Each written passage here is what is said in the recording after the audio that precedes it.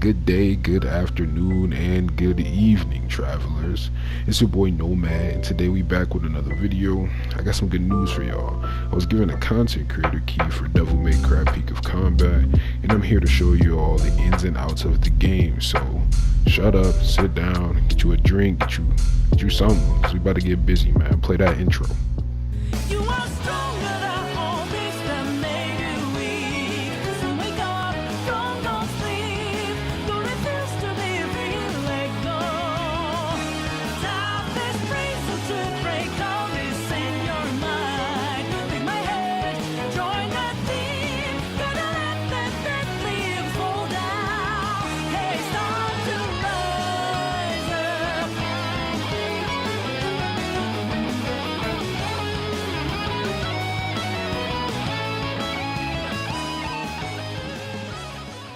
The first thing you should know about Devil May Cry Peak of Combat is that it's a gacha game. And I know that might be a turnoff for some people, but this game is actually the best gacha game I've ever played, at least to me. This means you'll be farming for gems and resources to pull characters and weapons and make your team stronger. Devil May Cry Peak of Combat allows you to play as any 3 characters at once. They let you mix and match and make different team compositions suited to your playstyle called lineups. Demon Hunter Dante has an ability called Stinger, the old classic dash pointy stab move that Dante has been rocking with since way back when. It allows Dante to weaken the opponent. The status effect weaken activates his QTE. You'll know a QTE is active when your hunters begin to glow a bright color on the right side of your screen. Tapping it will tag in the character and activate a super stylish combo attack. Physical hunters trigger other physical hunters' QTEs, so with that in mind, it's best to run a team full of hunters with the same typing. Early on, a physical lineup is probably the best thing you can go for early game content. If you want to be as strong as possible with a physical lineup, however, Endless Judgment Virgil is a must for your team. If you find the game is worth your time and money, I highly encourage you to top up from the official website instead of in the game, as they will give you a discount if you get your gems there. Another strategy you can use is to pull from the new player vault. This vault will ensure you get a legendary hunter after a certain amount of pulls. If you find yourself unlucky, the pity system will reward you with a guaranteed legendary after around 70 summons. Your first 2 hunters will have a huge impact on what you should probably be going for first as far as lineups go and gem efficiency. For example, if you receive End of Judgment Virgil first, go for a physical build. You can run either Devil Crusher Virgil alongside Demon Hunter Dante for a super effective high DPS team. Also, Dante's Stinger ability, which we talked about earlier, activates the Weaken element. It allows both of the characters on this lineup to QTE.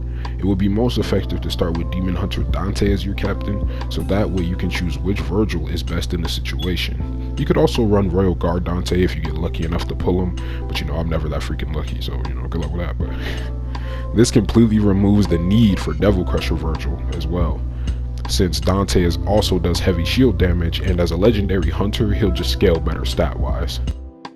Now, hold your horses there, little devil. I know you think you're ready to trick sword and wacky wahoo pizza man all over the place and be the storm that is approaching, but hold it. This isn't enough to make you a demon hunter. You're going to need more power. In DMC Peak of Combat, there are more ways to power yourself up than just slashing demons and, grabbing characters from the gacha, such as the obvious red orbs, which allow skill upgrades, yes, but they also enable you to exchange them for items in the exchange shop, which grant materials like elixirs to level up hunters, specters which grant weapon XP, and other materials like scales that ascend a weapon to the next level. To upgrade a weapon, you simply go to your Hunters tab and press Develop and apply the needed materials. You're going to need red orbs and scales, just to name a few of the things, and raising your office level is the only way to continue to upgrade a weapon once it's reached a certain maximum.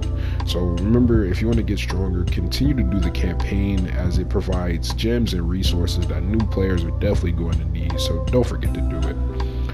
To level up a character, you would go to the same tab and hit Develop on said hunter and apply the elixirs.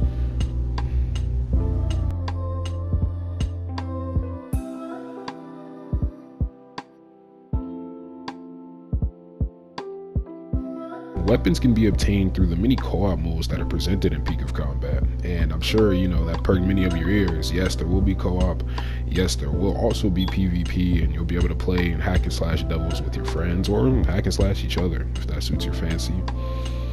Co-op missions give weapon vault breakers that allow you to pull weapons without even spending your gems. So I highly recommend you stack those up and pull them for when you really want to pull a great weapon for your character and for your lineup. Weapons have different rarity levels, and the rarities are as follows. You have rare, epic, legendary, and hell being the strongest. Weapons you don't need can be used to rank up another of the same kind of weapon, which increases weapon stats, or you can dismantle them for a specter to level up a weapon you do want.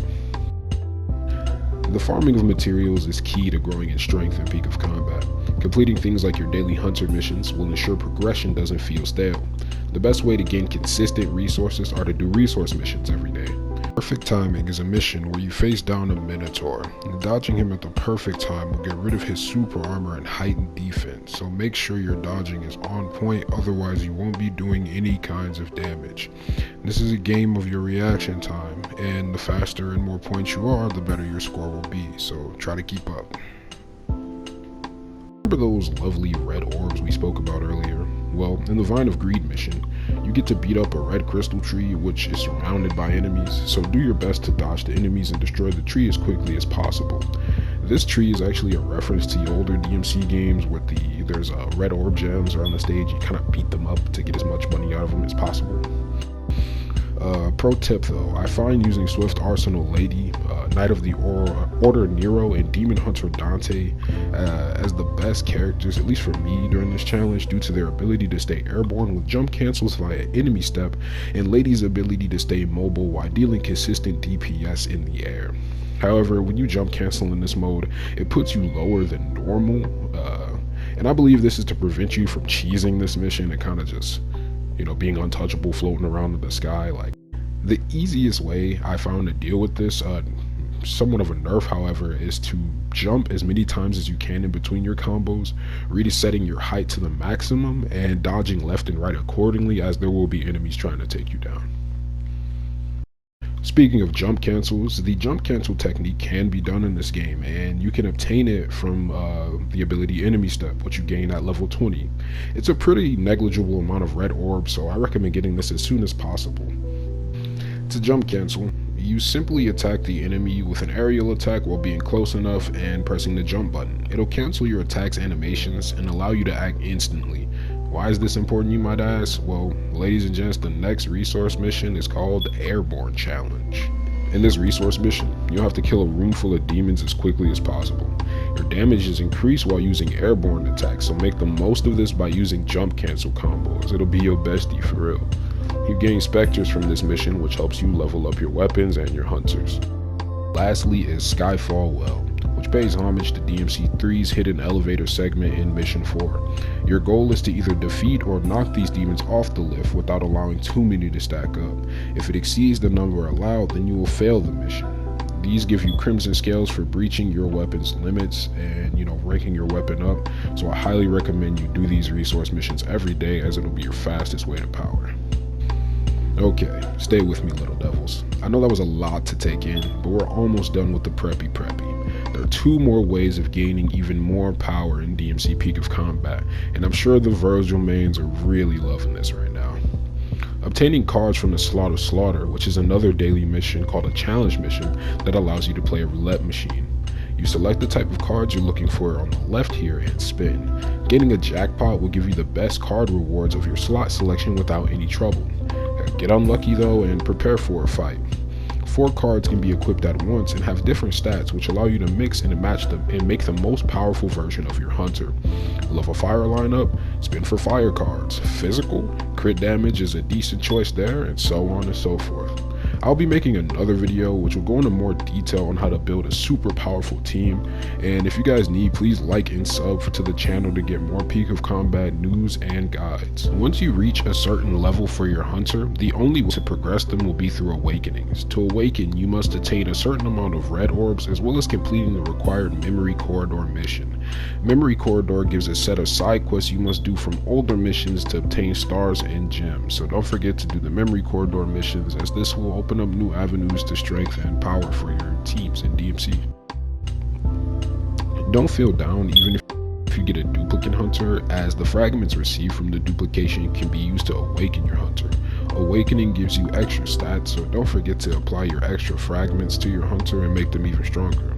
If you receive fragments for a character you don't have and you receive enough of them, you'll be able to unlock that character too, so there's plenty of ways to get your money back in this game, so don't be afraid to roll.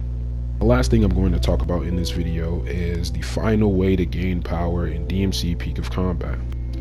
The Demon Book is a book you collect by completing chapter 6 of the story. This item is where you place different kinds of runes, and these runes all have different stats, so make sure you're paying attention to what runes you're applying for the most effective build. To level up the Demon Book itself, you use red orbs, shadow stones, and crystal hearts once it reaches its limit to break through. These items are all obtainable through boss rush, so make sure you're doing those. Each Demon Book is associated with a boss stat effect. For example, Phantom's Demon Book gives 12% more bleed damage and 12% damage increase to Judgment Cut for Virgil, making this a must-have if Endless Judgment Virgil is in your lineup. I hope this video excited you all for Devil May Cry Peak of Combat, and I hope you liked the game as much as I did. Please stay tuned for more content like this, and I hope you enjoyed the video. Have a great day, and remember to keep it stylish. Nomad out.